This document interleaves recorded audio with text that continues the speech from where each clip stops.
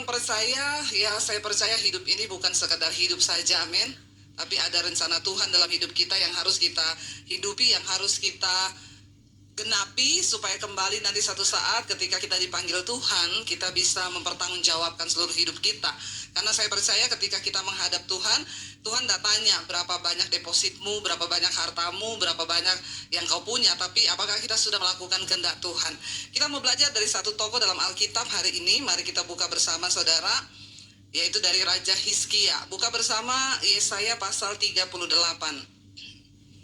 Yesaya pasal 38, kita akan belajar dari seorang raja yang bernama Hizkia, bagaimana dia itu hidup menyenangkan hati Tuhan dan melakukan apa yang berkenan kepada Tuhan. Raja Hizkia ini dia menjadi raja sejak umur 25 tahun. Siapa di sini yang umur 25? Nggak ada ya? Yang 52?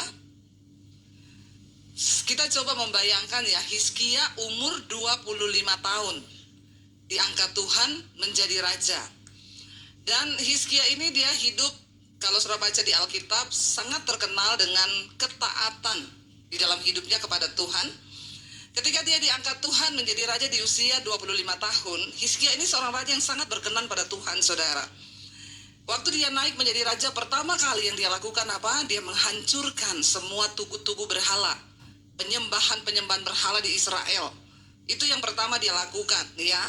Dia percaya banget kepada Tuhan, dia sangat menghormati Tuhan. Makanya ketika dia diangkat menjadi raja, yang pertama kali dia lakukan adalah dia menghancurkan tugu-tugu berhala yang dibangun oleh nenek moyang. Lalu dia juga yang menghancurkan patung ulat tembaga yang dibangun oleh Musa. Kalau saudara pergi ke Gunung Nebo di Israel, di sana saudara lihat itu patung tembaga itu hanya buatan, yang asli sudah dirobohkan. Sama siapa? Sama Raja Hizkia. Karena ketika itu dibangun pada zaman Musa, orang Israel datang ke sana mempersembahkan korban di patung itu. Dan itu menjadi sebuah penyembahan berhala yang Tuhan murka, yang Tuhan marah, saudara. Jadi ketika Hizkia menjadi raja, itu juga dirobohkan oleh Hizkia, ya. Dan Hizkia adalah seorang raja yang dipakai Tuhan untuk membebaskan bangsa Israel dari tangan Raja Sanherib, Raja Asyur. Ya, pada waktu itu ditaklukkan, saudara, oleh Asyur. Israel itu tidak berdaya. Tapi ketika Hizkia bangkit menjadi raja, dia seorang yang takut akan Tuhan. Dan Tuhan menyertai dia. Sehingga apapun yang dia lakukan dibuat Tuhan berhasil. Ya, jadi kuncinya kita ini harus takut Tuhan. Bilang kanan kirimu, hidup takut Tuhan kau. Ya, supaya kau disertai dan diberkati Tuhan. Kita baca bersama Yesaya 38. Judul perikopnya Hizkia sakit dan disembuhkan, saudara. Kita mau lihat kenapa Hizkia itu diberkati Tuhan, bahkan doanya dijawab. Baca bersama ayat yang pertama. Pada hari-hari itu Hizkia jatuh sakit dan hampir mati. Lalu datanglah Nabi Yesaya bin Amos dan berkata kepadanya, beginilah firman Tuhan. Sampaikanlah apa? Pesan terakhir kepada keluargamu, sebab engkau akan mati dan tidak akan sembuh. Ya, saudara, kalau Nabi yang berkata begini itu kira-kira benar-benar terjadi enggak? Ya, Nabi Yesaya loh. Dia disuruh Tuhan datang kepada Hizkia menyampaikan bahwa kasih tahu pesan terakhir kepada keluargamu, karena kau tidak akan sembuh tetapi mati, ya. Kira-kira kalau saudara mengalami hal yang demikian, ya, bagaimana respon saudara ketika Tuhan berkata umurmu tidak akan panjang lagi? Sampaikan pesan terakhirmu. Mau sekaya apapun saudara, sesukses apapun kita, ketika dikatakan sampaikan pesan terakhirmu, ya, kematian adalah hal yang banyak ditakuti oleh orang, termasuk banyak orang Kristen. Siapa yang takut mati? Angkat tangan. Yang sudah siap mati, angkat tangan. Yang bingung, angkat kaki. Saya enggak tahu ini karena jam 7 jadi jemaat masih ngantuk atau bagaimana ya. Tapi ya, kita harus jujur loh di hadapan Tuhan. Ya, ketika Tuhan berkata sudah selesai, ya kita, ya itulah ya hidup. Dan ya kita harus menemukan, saya ini hidup selama ini sudah berbuat apa aja buat Tuhan. Ya, atau saya cuma ya hidup hanya sekedar hidup. Yesaya berkata, dan Yesaya ini seorang nabi Tuhan, hamba Tuhan yang luar biasa ya. Kalau Tuhan suruh sampaikan itu sama raja loh. Dia datang kepada raja, dia nggak ngomong manis-manis. Raja, percaya ya raja, raja pasti sembuh. Ya, itu kan banyak pendeta-pendeta sekarang ya. Kalau ketemu, ya raja pasti sembuh raja ya. Nggak ada yang mustahil bagi Tuhan raja ya. Padahal kalau memang kita lihat orangnya memang ya Tuhan bicara dia mati ya kasih tahu dia mati. Amin. Mau raja mau siapapun kalau waktunya mati ya pasti mati. A katakan A, B katakan B. Ya, dan kalau saudara juga dikatakan hamba Tuhan, begitu jangan kepahitan. Itu kok malah, karena saya lebih baik mempersiapkan orang itu menghadapi kematian. Tidak semua orang siap menghadapi kematian. Tapi mau tidak mau kita harus siap. Jadi daripada tidak siap, lebih baik sekarang mulai siap. Siap, bilang kanan kiri mau siap-siap mati. Jangan tertawa, ini serius ya. Biasanya saudara kan dengar kalau pendeta bilang kanan kirimu, Tuhan baik. Itu sudah biasa. Bilang kanan kirimu, Tuhan memberkati. Itu sudah biasa. Ya, tapi katakan yang tidak biasa, kanan kirimu, siap mati kau, bilang. Ya, karena siap atau tidak siap, kalau harinya datang kita harus siap. Ya, mau sekaya apapun kita. Lalu saudara Hizkia berkata begini, ayat 2 dikatakan di sana, kita baca bersama, lalu baca orang Bandung ini tidak usah terlalu loyo ya. Kalau saya suruh baca, tolong baca Alkitab ya. Saya tahu saudara ini jarang-jarang baca Alkitab ya. Ayat 2 baca bersama, 1, 2, 3. Lalu Hizkia memalingkan ke arah dinding dan ia berdoa kepada Tuhan. 3, ia berkata, ah Tuhan, ingatlah kiranya bahwa aku telah hidup di hadapan-Mu dengan setia dan dengan tulus hati, dan bahwa aku telah melakukan apa yang baik di mata-Mu. Kemudian menangislah Hizkia dengan sangat. Saat itu juga ketika Hizkia mendengar apa yang diucapkan oleh Nabi Yesaya, dia nggak takut, dia nggak apa, tapi dia menangis, dia berbalik ke arah dinding, dia meratap di dinding itu. Ratapan dan doanya dia bilang apa? Dia berdoa kepada Tuhan, dia cuma bilang gini, ah Tuhan, ingatlah kiranya bahwa aku ini telah hidup di hadapan-Mu dengan setia dan tulus hati. Satu saat kalau kita menghadap Tuhan, atau kita tahu kita mau mati dipanggil Tuhan, apa doa kita kepada Tuhan saudara? Kalau kita mau bilang Tuhan, ingatlah Tuhan hidupku. Kira-kira apa yang saudara mau ngomong tentang hidup saudara? Ingat Tuhan, aku ini masih selingkuh loh. Ayo, bertobat ya. Tapi saya percaya di Bandung gak ada yang selingkuh ya. Gak ada toh? Gak ada yang ngaku. Apa yang kita mau sampaikan di hadapan Tuhan ketika satu saat kita akan dipanggil Tuhan? Hizkia dengan berani berkata, Tuhan ingatlah kiranya bahwa aku telah hidup di hadapan-Mu dengan setia, tulus hati, melakukan apa yang baik di mata-Mu. Kemudian menangislah Hizkia dengan sangat. Kita gak perlu alay lebay ngomong sama Tuhan apapun, sebab Tuhan tahu hidup kita. Amin saudara. Apa arti dari hidup kita hari-hari ini?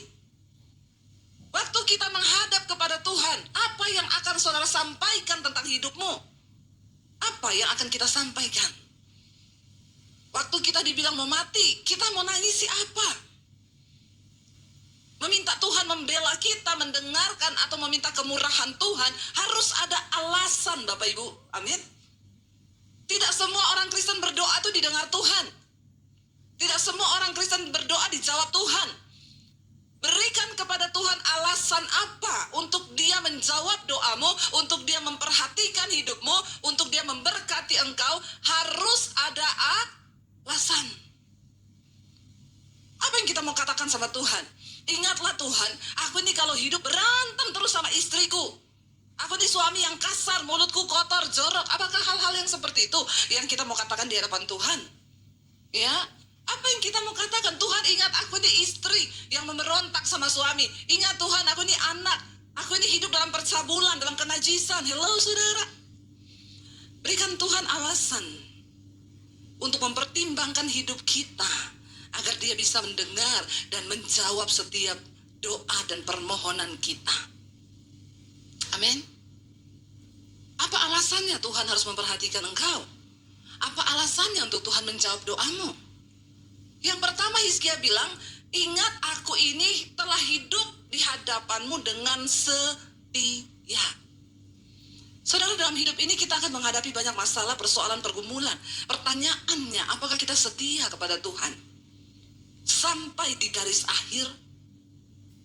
Apakah kita tetap mau berkata, hanya Engkau Tuhan yang aku puji, hanya Engkau yang aku sembah Tuhan. Aku gak mau peduli seberat apapun masalah yang sedang aku hadapi. Sekali Yesus, aku mau bilang tetap Yesus di hatiku. Amin, saudara. Jangan pernah berkata, Engkau ada enggak Tuhan?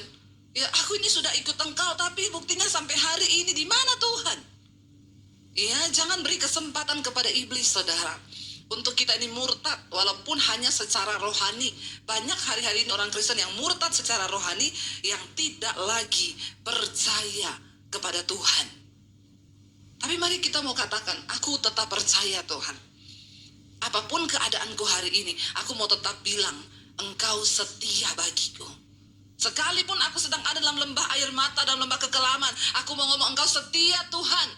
Itu yang Tuhan cari dari hidup kita hari-hari ini, saudara. Apakah kita jadi anak-anak Tuhan yang setia? Jalani proses, tidak usah protes, amin. Karena hidup ini adalah sebuah perjuangan, pertandingan. Hidup ini berat, kata kitab Ayub. Hidup ini berat. Ya, kalau sederhana itu rumah makan Padang, bukan hidup. Jadi yang namanya hidup ini pasti berat. Pasti ada perjuangan. Kalau udah gak mau berjuang, ya jangan hidup. Tapi selama masih mau hidup, harus siap untuk berjuang. Bersama Tuhan, kita pasti menang. Katakan, amin. Yang kedua, Hizkia bilang, aku ini hidup dengan tulus hati di hadapan Tuhan. Ketulusan itu yang Tuhan lihat dari hidup kita, saudara. Mengasihi Tuhan itu harus tulus. Tapi ketulusan itu tidak bisa dilihat sebagai ketulusan kalau tidak melalui ujian. Iya, apakah kita mengasihi Tuhan dengan tulus atau cuma karena ada maunya? Banyak orang datang ke gereja memberi persembahan karena ada iming-iming. Karena kalau memberi pasti akan diberkati. Main judilah kita sama Tuhan. Saya ngasih perpuluhan supaya saya diberkati. Saya ngasih persembahan supaya saya diberkati. Saya pelayanan supaya saya diberkati. Iya, saya melakukan ini. Tapi kalau nggak ada itu, sorry Tuhan, sorry. Saudara, yang lihat hidup kita ini Tuhan. Ya, Tuhan yang melihat hidup kita. Apakah kita setia? Apakah kita mau sungguh-sungguh dengan Tuhan? Apakah kita ini tulus hati di hadapan Tuhan, mengasihi Dia? Ya, tanpa, sekalipun saya tidak melihat berkat-Mu Tuhan, saya akan tetap mengasihi Engkau. Saya ingat dulu saya nggak bisa bayar cicilan rumah, saudara. Rumah saya mau ditarik. Saya berdoa tiap hari, Tuhan tolong bayar rumahku, Tuhan bayar rumahku. Tiap hari saya berdoa, bayar rumahku. Nggak ada jalan keluar, saudara. Semakin mendekati hari, semakin berat. Ya, saya marah sama Tuhan. Ingat loh Tuhan, aku ini melayani Engkau loh Tuhan. Jawab Tuhan, bayar rumahku bagaimanapun caranya. Saat itu, saudara, satu kali ketika saya berdoa, saya mencoba untuk tenang. Makanya Alkitab bilang, ya, jadilah tenang supaya kamu bisa berdoa. Kalau kita tidak tenang, kita berdoa, itu doanya salah. Doanya ego. Doanya nyuruh-nyuruh Tuhan. Doanya memerintah Tuhan. Tapi ketika kita tenang, duduk di kaki Tuhan, nangis aja nangis. Lalu saya mulai mencoba membuka hati dan berkata, Tuhan, apa yang sedang Engkau mau dari hidupku? Ajar aku Tuhan, untuk melakukan apa yang berkenan di mata-Mu Tuhan. Tadinya saya berdoa begini, Tuhan, saya sudah bersaksi loh kemana-mana saya beli rumah. Kalau sampai rumah ini tidak bisa bayar lalu ditarik orang sama saya, siapa yang malu Tuhan? Kau loh Tuhan yang malu. Betapa kurang ajarnya saya. Ya, saya mau tanya saudara, Tuhan malu apa enggak karena kita? Ya kitalah yang malu, bukan Tuhan.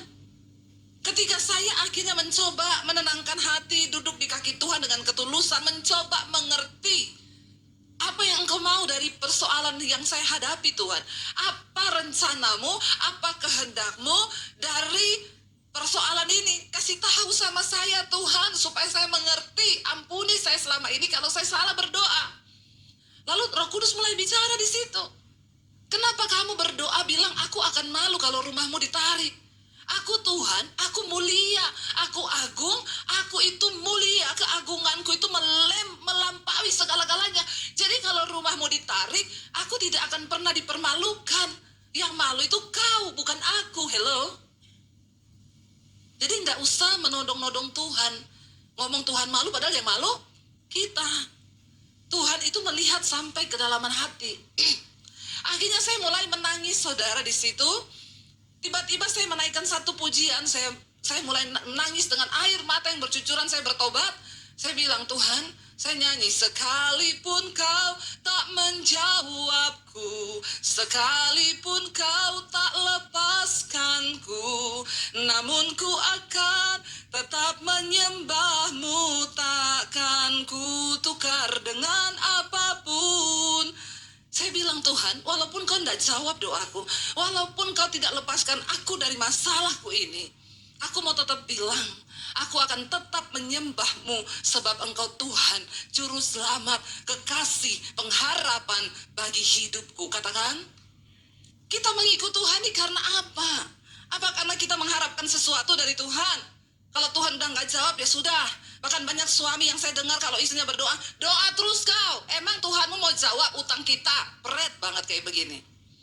Bertobat, saudara, ya. Bertobat. Jangan pernah engkau mengecilkan Tuhan hanya karena persoalan yang engkau hadapi. Dia tetap Tuhan. Dan itu gak akan merubah kemuliaannya. Kitalah yang harus berubah. Waktu saya mulai mengubah doa saya mulai pasrah dan bilang, Tuhan, dulu saya juga gak punya rumah. Jadi sekarang kalau rumah ini mau diambil, ambil Tuhan. Aku tetap bilang Tuhan baik.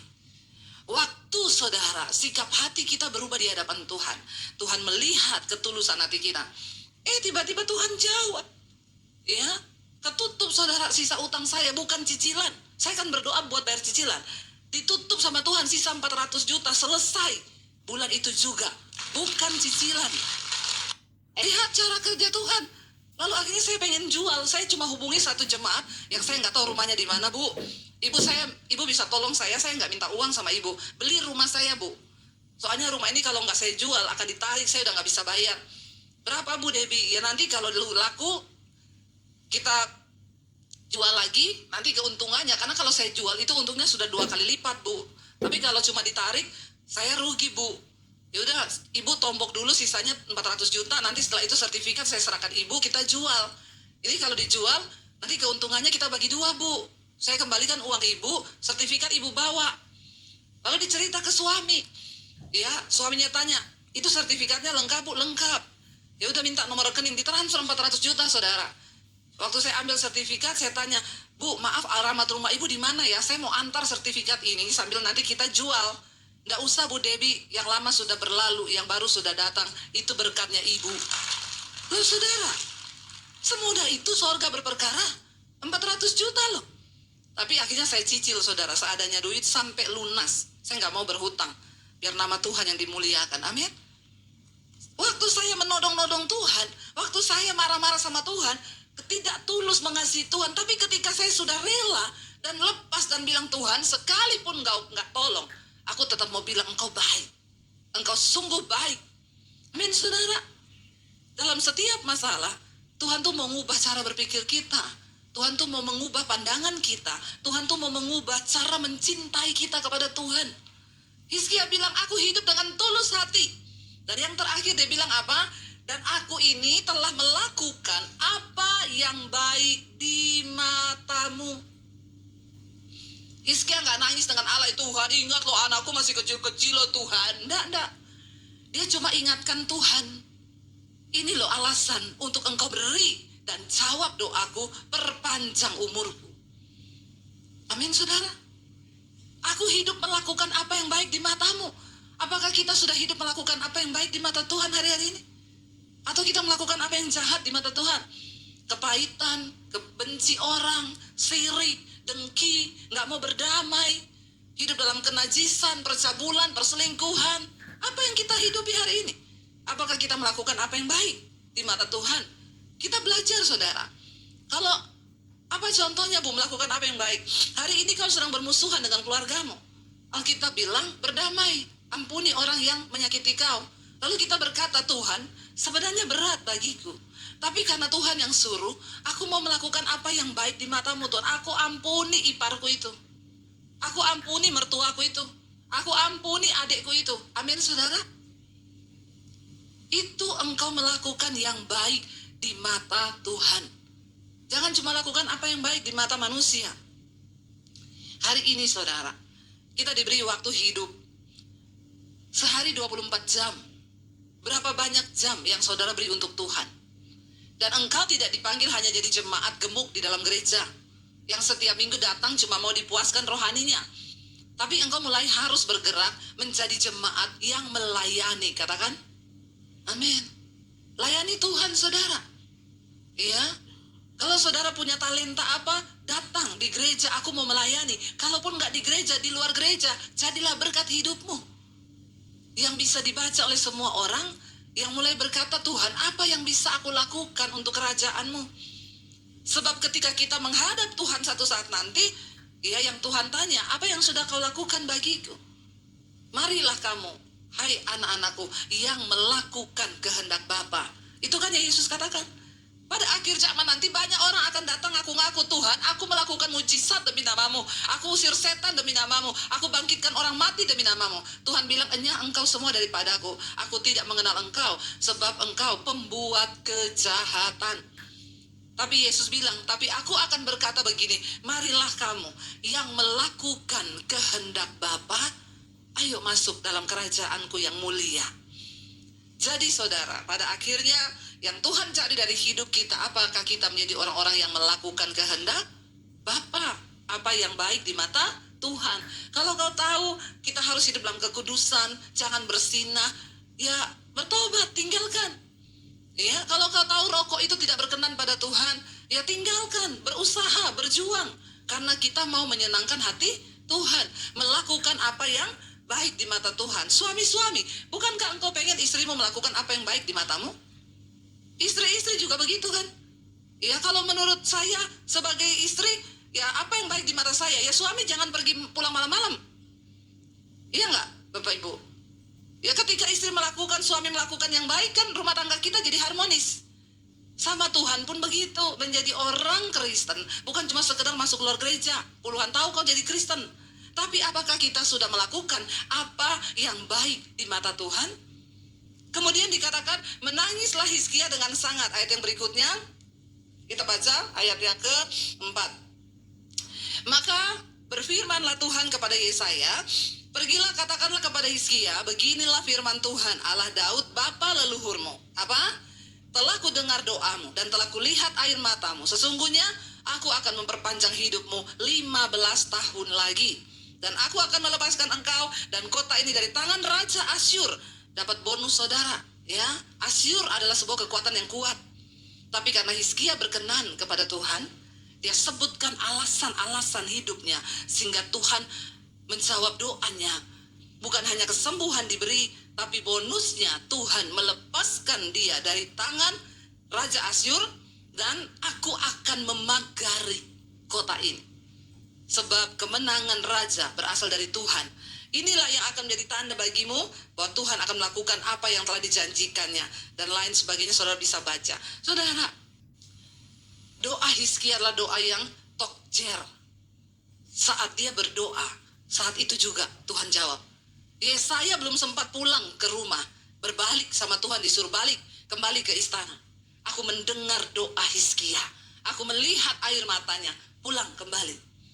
Sampaikan, aku akan memberi dia umur panjang 15 tahun lagi, diberi kesempatan, ya lalu aku beri bonus. Aku akan lepaskan bangsa ini dari tangan Raja Asyur. Bukan dengan peperangan, bukan dengan perjuangan, bukan dengan kekuatan militer, tapi cuma dengan perkenanan Tuhan. Saudara, di hidup ini, kita butuh perkenanan Tuhan. Jangan coba hidup dengan kekuatanmu. Jangan coba berjuang dengan kemampuanmu.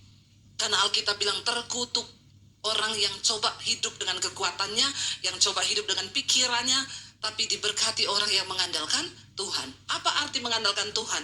Engkau hidup menyenangkan hati Tuhan, engkau hidup berkenan kepada Tuhan dengan setia, dengan tulus hati. Ketika hari ini engkau sedang ada pergumulan dalam hidupmu, pakailah kesempatan itu untuk membuktikan kesetiaan dan ketulusan hatimu di hadapan Tuhan. Maka cepat atau lambat, Tuhan pasti akan mendengar setiap doa-doa kita. Amin. Ini kok waktunya sudah habis ya. Habis waktu. Saya undang para imam musik maju ke depan. Saudara, kita percaya bersama-sama bahwa ya apapun yang kita lakukan di hidup ini, Tuhan itu Tuhan yang melihat hidup kita. Persoalan, tantangan, pencobaan, pakai itu menjadi satu kesempatan untuk kita mendapatkan perkenanan Tuhan. Waktu saudara dapat perkenanan Tuhan, saudara dapatkan segala-galanya. Saya mau kasih contoh perkenanan Tuhan itu begini saudara. Roket itu kalau ditembakkan keluar angkasa, dia harus powerful, semua kekuatan dikerahkan. Kenapa? Karena dia harus berhadapan dengan gaya gravitasi bumi yang selalu punya kekuatan untuk mendorong semua benda yang naik itu akan dijatuhkan. Nah, untuk naik ke atas mencapai luar angkasa, dia menembus atmosfer bumi ini, itu ada satu kekuatan yang besar yang akan menjatuhkan dia. Dia kerahkan seluruh kekuatannya, powerful. Tapi waktu dia sudah tembus atmosfer bumi, saudara, roket itu tidak perlu kekuatan lagi, dia tinggal mengorbit. Cuma memang banyak yang gak kuat ketika mau menembus atmosfer bumi ini. Banyak yang meledak karena gak kuat mencapai perkenanan Tuhan. Seperti itu. Dalam hidup ini kita punya banyak pergumulan yang ingin menjatuhkan iman kita. Tapi tetaplah kuat dalam Tuhan sampai engkau mencapai perkenanan Tuhan. Waktu kau sudah dapat perkenanan Tuhan, Hizkia tidak perlu bertempur melawan Raja Asyur. Karena Tuhan yang beri kemenangan itu. Kita mau katakan di hadapan Tuhan, sekali Yesus tetap Yesus. Dalam segala keadaan, kita mau percaya bahwa Dia Tuhan yang mengasihi kita dan kita harus tulus mencintai Dia. Amin. Bangkit berdiri bersama saudara.